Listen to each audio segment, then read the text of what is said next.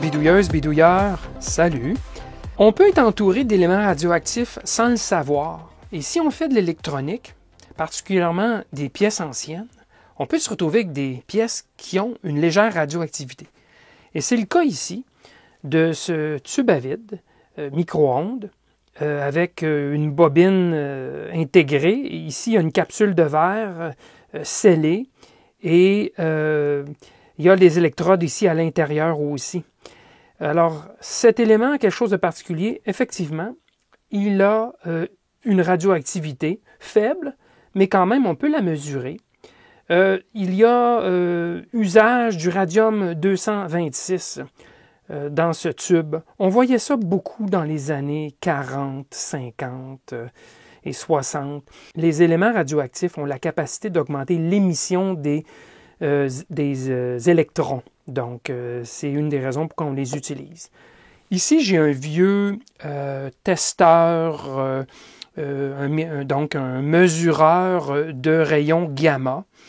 Ça ne mesure pas les rayons alpha ou bêta, les particules, ça mesure les rayons gamma, donc les ondes électromagnétiques.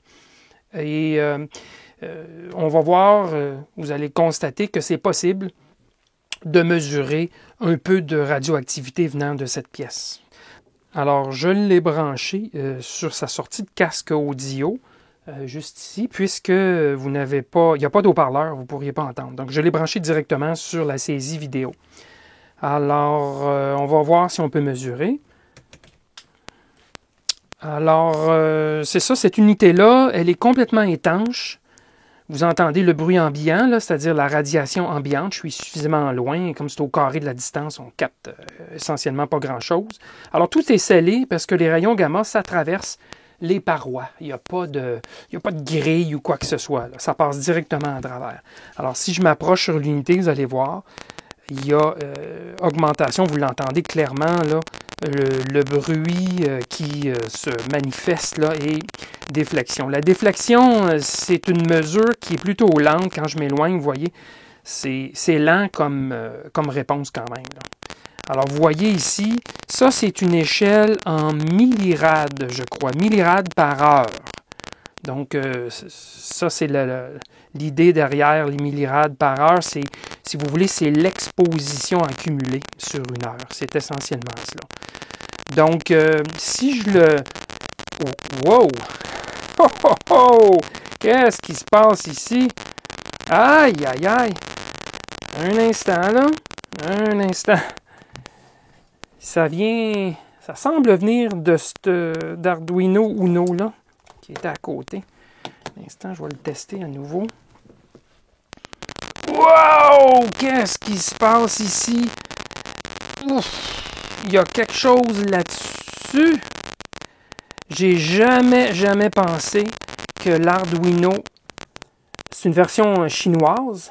Est-ce qu'il y a un composant là-dessus qui est radioactif en particules bêta? Wow! Hey, on penserait jamais quelque chose de moderne comme ça. Eh bien, j'ai mon voyage. Alors, non, celle-là, là, je la comprends pas. Si vous avez une plaquette pareille, comme celle-ci, je vais aller m'approcher de la lumière. Là. Donc, c'est une copie chinoise de l'Arduino Uno avec une pièce en montage en surface. Là.